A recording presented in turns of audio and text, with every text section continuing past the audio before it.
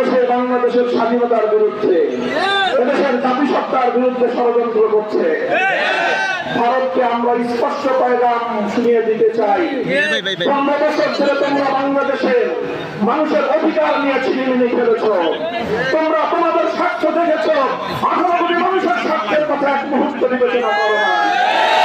এদেশের মানুষ তোমাদেরকে শিক্ষা দিয়েছে, শেখ হাসিনার সাথে ভারতীয় আধিপত্যবাদকে বাংলাদেশ থেকে বঙ্গোপসাগরে ভাসিয়ে দেওয়া হয়েছে।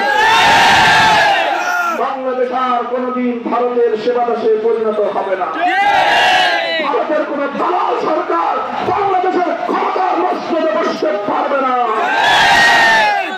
ভারতকে আমরা প্রতিবেশী বন্ধুসুলভ আচরণে দেখতে চাই।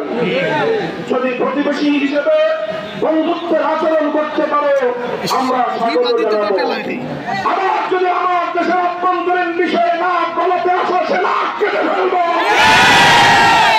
এই রাষ্ট্রটাকে ভারতের করতলগত একটি অঙ্গরাজ্যে পরিণত করতে বাংলাদেশের 18 কোটি মানুষকে নরেন্দ্র মোদীর গোলাম এবং সেবাদাসে পরিণত করার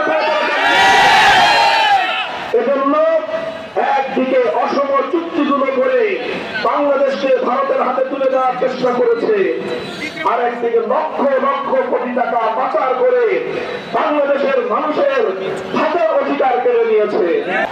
সংগ্রামী সাথী ও বন্ধুগণ, আমরা আপনাদেরকে আহ্বান জানাতে চাই, আমাদের এই অর্জিত বিজয়, এই অভ্যুত্থান, বৈষম্যের বিরুদ্ধে সংগ্রাম, এই সংগ্রাম যেন কেউ ব্যর্থ করতে না পারে।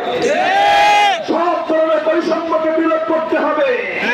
জাতির মধ্যে বিভাজনের সকল দেয়ালগুলো ভেঙে গুড়িয়ে দিতে হবে। আমরা বাংলাদেশের মানুষ, রাজনৈতিক মতপার্থক্য থাকতে পারে, বিভিন্ন ধর্মাবলম্বী আমরা হতে পারি, কিন্তু আমরা গোটা বাংলাদেশের মানুষ দেশের প্রেমের ক্ষেত্রে এক এবং অভিন্ন। দেশটাকে আমাদের গড়তে হবে। সকল রাজনৈতিক দলকে আমরা আহ্বান জানাই, রাজনৈতিক দলীয় ভেদাভেদের ঊর্ধ্বে উঠে দেশ প্রেমকে ধারণ করে বাংলাদেশকে নতুন ভাবে বিনির্মাণ করতে হবে।